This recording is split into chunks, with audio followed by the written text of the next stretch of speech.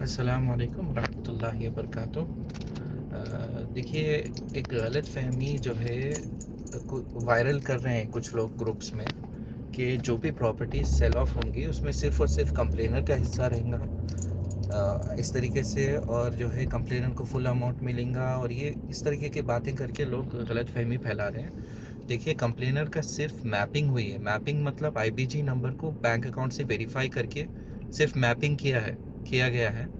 लेकिन उसके बाद जो बैलेंस अमाउंट रहेगा उसका वेरिफिकेशन नहीं हुआ। कुछ लोगों को तो जो 580 करोड़ की जो कैलकुलेशन हुआ था, उसमें कुछ लोग ऐसे भी है जो विड्रॉल ले चुके हैं, कुछ लोग ऐसे भी है जो डबल ट्रिपल अमाउंट ले चुके हैं, कुछ पुराने लोग हैं, 2012 वाले भी है, 13 वाले भी है, और उससे भी पुराने वाले भी लोग हैं उसमें। कंप्लेन जो 580 करोड़ के क्लेमेंट्स में लिस्ट में है, ऐसे लोग हैं जिनको देनदारी बनती ही नहीं है। और ये जितने जो एंटी हीरा या अपोजिशन साइड के जितने लीडर्स हैं, आप चाहे तो उनसे पूछ लें। सच बात, अगर वो हिम्मत है तो बताएंगे आपको कि कानून में देनदारी उतनी ही बनती है, सिर्फ 16, 17, 18 वाले सर्टिफिकेट्स की देनदारी बनती है, और वो भी बैलेंस अमाउंट की। और यही एक ही कानून फॉलो होगा सुप्रीम कोर्ट में भी, चाहे ईओडब्ल्यू हो, एसएफआईओ हो, या फिर कहीं और भी जाएं, आप एफआईआर भी करें, तो यही कानून फॉलो होगा। किसी वकील से पूछ लें। क्योंकि जब दो फरीक के बीच में जो है एक मामले को लेकर झगड़ा हो जाता है कि अब आपके ऊपर भरोसा नहीं है, हम जो है कानून के पास जाएंगे, तो सारे कॉन्ट्रैक्ट के जो टर्म्स कंडीशंस है वो नल एंड वॉइड हो जाती हैं। अब कानून के जो सेक्शंस है वो लागू हो जाते हैं। कानून के एमपीआईडी एक्ट हो, केपीआईडी एक्ट हो, बर्ड्स एक्ट हो, या फिर कोसा भी एक्ट हो, या फिर कंपनीज एक्ट हो, या फिर जो है आईपीसी सेक्शंस हो, कुछ भी हो, तमाम कानून में जो है यही तरीका है सेटलमेंट का। तो ये हम अव्वल दिन से बोलते आ रहे हैं। आजकल जो है मैंने सुना है कि कुछ कंप्लेनर्स ने गवाही भी दी कि हमारे साथ सेटलमेंट कैसे हुआ, काट के कैसे हुआ। और तो ये गलत फहमी दूर करना चाहिए। और वो जो 580 करोड़ का जो कैलकुलेशन है, उस कैलकुलेशन में बहुत सारे लोग हैं जो जिनकी कुछ भी जो है क्लेम नहीं बनता है उनका, फिर भी उन लोगों ने क्लेम किया। और ये रिसेंटली इसका भी क्लैरिफिकेशन दे देता हूँ मैं कि शहबाज खान से जो मैं सुलह के लिए बात करने के लिए गया था, इसकी शुरुआत कहाँ से हुई कि शहबाज खान ने मुझे कुछ ऑडियोज भेजे थे। और वो हमेशा जब भी वो सऊदी अरबिया आता है, वो उसका नंबर देता है और बोलता है कि आकर मिलो, मतलब दावत देता है कि आके मिलो, बात करो, ऐसा करके कई बार उसने बुलाया, लेकिन मैं नहीं गया था। लेकिन इस बार उसने जो है हज़रत अली रजी अल्लाह तआला अन्हु का खौल रख के सामने बोला कि देखो, झुकता वही है जिसमें जान होती है, अकड़ना तो मुर्दे की पहचान होती है, और इस तरीके के। और उसने आजिज़ाना तरीके से जो है बिल्कुल उसने ऐसी बात की कि हम जो है कोर्ट कचहरी, कानून, पुलिस के पास ये मसले को ले जाना नहीं चाहते, हम सुलह करना चाहते हैं। इस तरीके से शहबाज खान के ऑडियो से, किसी को प्रूफ चाहिए तो मैं वो ऑडियो शेयर कर सकता हूँ। तो उसने सामने जो है सुलह की बात की, तो हम इसीलिए गए थे कि अगर हम सुलह कर लेंगे और इससे इन्वेस्टर्स का भला हो जाएगा। क्योंकि इसका जो एसोसिएशन है शहबाज खान का, HVA एसोसिएशन, ये खुद जो है सुप्रीम कोर्ट में जा चुका है। तो इसीलिए मैं जो है सुलह की बात करने के लिए गया था शहबाज खान से।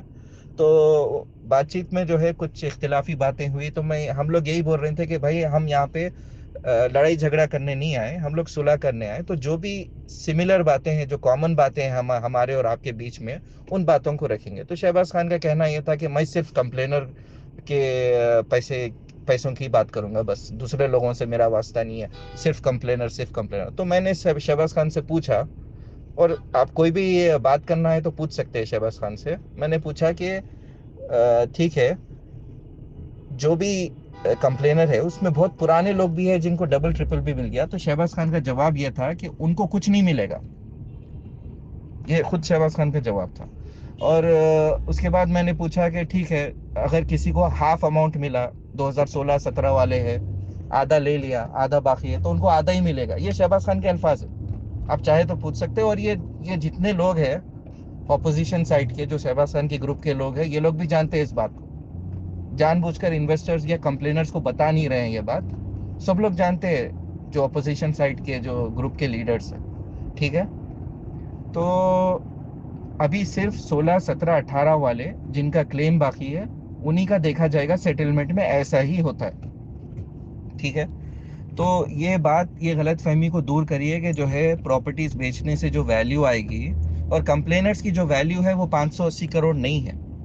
अगर कोई सोचता है कि 580 करोड़ है तो ये उसकी गलत फहमी है। वेरिफिकेशन होने के बाद वो हार्डली जो है 40 करोड़ होंगी, हार्डली।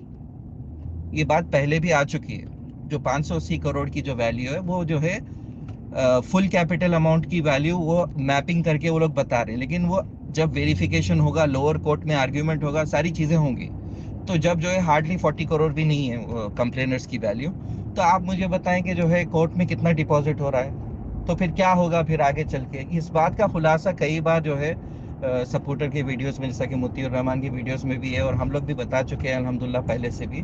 और ये जो अपोजिशन साइड के दुश्मनानी हीरा के लीडर्स भी ये लोग ये चीज़ को जानते हैं। ठीक है, तो ये क्लैरिफिकेशन मैं देना चाह रहा था। और ये इसीलिए ये लोगों को बात बोलने के लिए छोड़ देना चाहिए कि जो भी प्रॉपर्टीज है वो सिर्फ कंप्लेनर के लिए। ऐसा नहीं है। जो सेटलमेंट करने आएंगे उनके साथ जो है वही अमाउंट से दिया जाएगा उनको। ठीक है, अभी जो है लीगल केस चल रहा है, तो ऐसे ही जब तक ये लीगल केस ख़त्म नहीं होता, अगर कोई सब्र करेंगे तो इंशाल्लाह उनको फुल कैपिटल या फिर दूसरी चीज़ें भी मिलेंगी। कानून के नज़दीक जो है जो कंटिन्यू किए हैं वो क्लेमेंट नहीं है। कानून के नज़दीक जो है जो अपना पैसा पूछ रहे हैं वो क्लेमेंट है।